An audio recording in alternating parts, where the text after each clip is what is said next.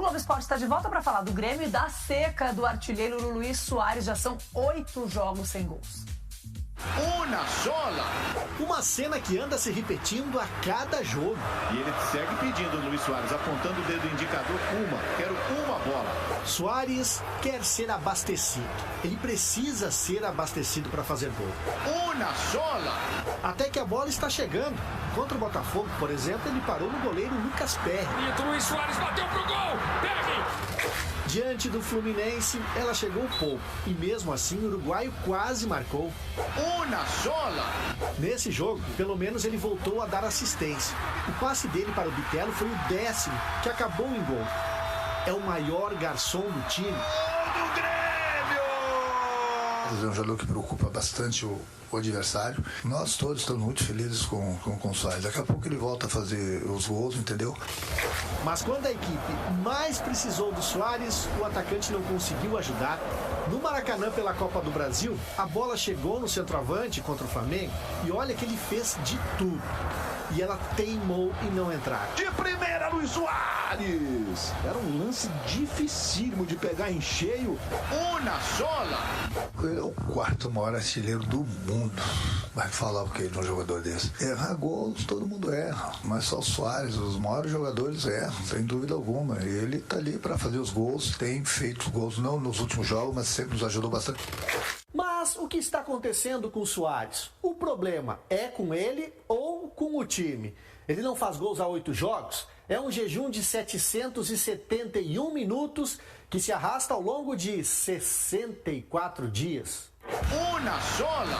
Esse já é o segundo maior período do Soares sem marcar gols na carreira. Os mais longos foram no Atlético de Madrid e no Groningen, na Holanda. O Soares precisa ser abastecido e o Grêmio não está abastecendo de forma suficiente o Soares. Ele perdeu o gol contra o Flamengo. Sim, perdeu um gol de primeira, não é o normal dele. Mas quantas chances teve Soares nos últimos jogos? O último gol foi na goleada sobre o Curitiba, dia 25 de junho.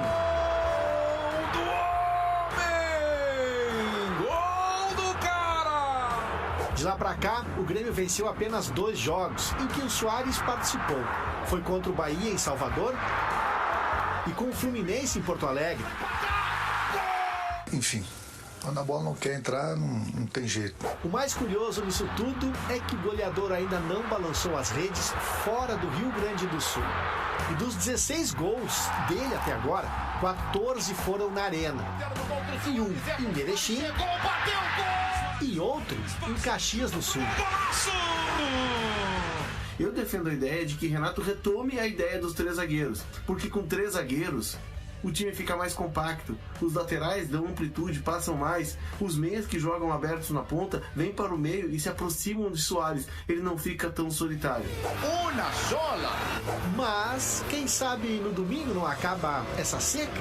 O Grêmio tem o Cruzeiro pela frente, dono da segunda melhor defesa do campeonato com 17 gols sofridos. Mas o Soares já marcou na Raposa e pelo menos contra ela conhece o caminho do gol.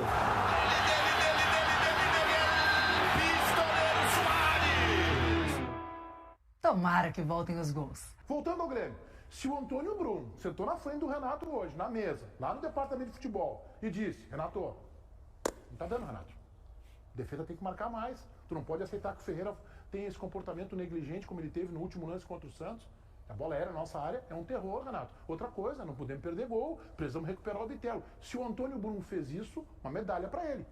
Porque é o primeiro dirigente do Grêmio a cobrar desta forma o Renato. E eu acho que só quem tem tamanho no ambiente do Grêmio hoje para fazer uma cobrança, talvez de outra forma, no Renato, porque tem experiência, não tem só 8 meses no futebol, não tem só 60 dias na vice-presidência, é o presidente Alberto Guerra. É o único que eu vejo com esse tamanho. E foi quem cobrou.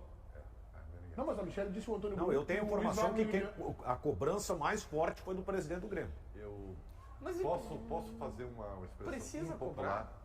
Claro que precisa. Não precisa cobrar, tem que aplaudir o Renato. Peraí, mas tu acha que o Renato não sabe? Tu acha que o Renato não sabe que a defesa tá vazando? Tem que cobrar. Precisa ser assim, botar o dedo na cara e Não, dizer... mas não tô dizendo que foi isso. Tem fora, fazendo uma... Então precisa, pode ser tomando um cafezinho ou até uma gelada, ou um tinto, não tem O problema. dirigente tem que sentar com o treinador e perguntar o que aconteceu. Por que Isso nós aí, perdemos? O que isso está aí, acontecendo normal. que nós perdemos o elan? Antigamente acontecia isso, hoje não acontece mais. Vamos lá. Eu não acredito. Não acredita no quê? Não acredito. No caso do Felipe Becker ou no caso do Antônio Brum? Nos dois casos, eu não acredito. Desculpa, eu não acredito.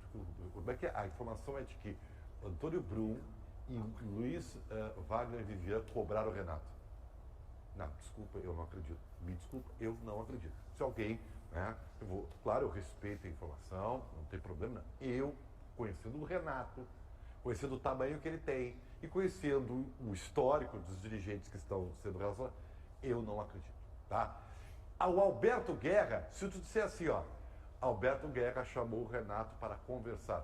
Beleza, até... Não, eu acho que é plausível. É plausível, tá? E o presidente tem tamanho para isso, porque já passou 3 vezes pelo Mas futebol. assim, ó, conversar é uma coisa, cobrar é outra. Não, tá? não, mas tu pode fazer Não, até porque a cobrança tem que ser de forma civilizada. Todo gestor que cobra de forma destrambelhada, com grito, com ofensa, com esse tipo de pressão, não é um gestor competente. Então a cobrança tem que ser feita em condições normais, temperatura e pressão.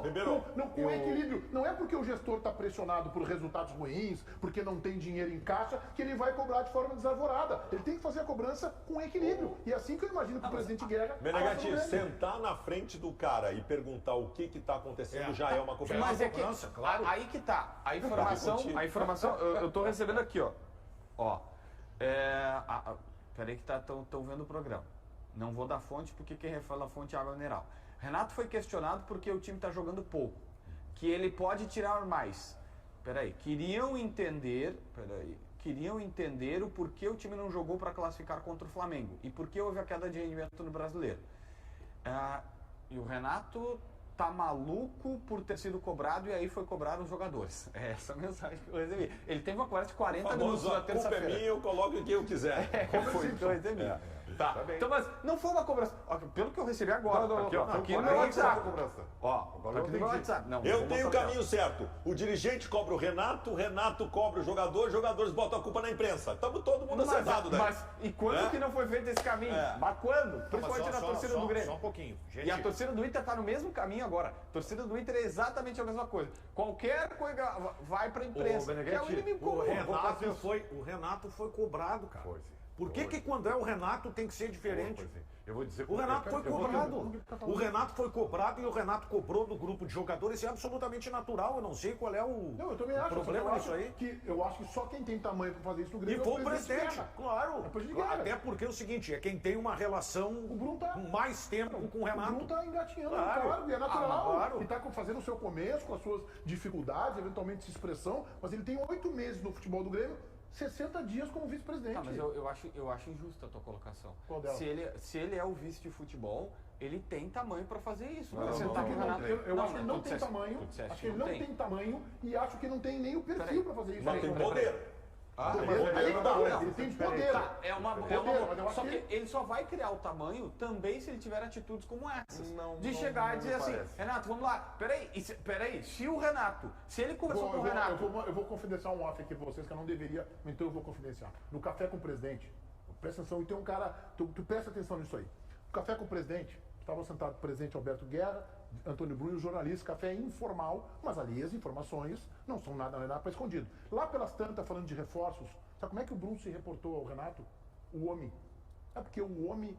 Gente, o homem, quando tu fala assim, o homem, tu não tá falando em alguém que está hierarquicamente abaixo de ti. Não, o homem inclusive não queria, ou o homem inclusive respaldou, não lembro qual é o contexto, tá? E assim, tratar como o homem é carinhoso, faz parte, é do popular. Mas quando o Brum fala aquilo ali, o homem... Mas qual mentira que ele contou? Como assim, o Renato é um homem, ele tem uma estátua. Não tô dizendo que ele mentiu. Ele é chefe do Renato. Não, eu sei, mas assim, só pra dizer, o Brum tem o direito, eu acho que é justo. Mas o que eu quero dizer é o seguinte, e acho que, inclusive, pelos relatos que eu tô recebendo aqui, o Brum e o Luiz Wagner sentaram com o Renato, perguntaram as coisas pra ele, o Renato tanto ouviu que foi nos jogadores. Eu não creio. Eu também não creio, tá? Desculpe, é feeling. É feeling apenas, tá? O que eu acho que... E aí, agora vocês me falam se isso é cobrança ou não, tá? Abrem pra mim o baldaço aqui, por favor, o Chico. Tá. Momento. É assim, tá? O presidente Guerra, tá aqui com o Renato aqui, e daqui a pouco entra aqui o Vivian e o Brum, conversa e tal, né? Eu sou o Renato, no caso. Esse é o Renato, tá? Mil mulheres também, só queria te dizer isso. Cafezinho, me passa o 16 capas da Playboy? Tá. Me passa os acepipes aqui. Tá. Tu viu que coisa, né, Renato? Sabe que esse negócio essa vitória do Inter na Libertadores tá estressando a torcida, né? Nós temos que voltar a ganhar, cara. O que tu acha aí, Renato? Isso é uma conversa, isso não é cobrança. E aí tu vai falar comigo, né? O Renato. Pois é, tu vê, nós não contratamos ninguém, né? Repetiu o Michael, coisa e tal. Tem o Renato tá cobrando presente. Exatamente. Tem um que tá querendo ir embora, o outro tá pensando na Holanda, no coisa e tal. Tá difícil, né, presidente? Mas nós vamos ter que fazer alguma coisa. Isso não é cobrança, Ribeiro. Pois eu acho que foi isso. Mas a cobrança pode ser nesse tom e pode ser. Pode ser assim, Renato, vamos jogar mais, Renato. Vamos jogar até na tua linha aí de criar. O outro time se classificou, vamos jogar mais. Precisa dar um puxão lá no Ferreira, não dá pra acontecer aquele tipo de lance. A bola aérea tá nos incomodando. Fizeram bem. O saudoso Ibsen Pinheiro, um dos maiores dirigentes da história do estado, contou uma vez para os repórteres como é que ele cobrava um treinador. Ele chegava, sentava no café da manhã com o treinador, ele queria que um jogador entrasse no time, ele sentava para tomar um café com o treinador e dizia o seguinte: que sorte que tá voltando de lesão esse jogador, né? Não via a hora de ele voltar pro time. E aí tu ia jogando e o treinador ia entendendo o que ele queria. Isso é habilidade do político.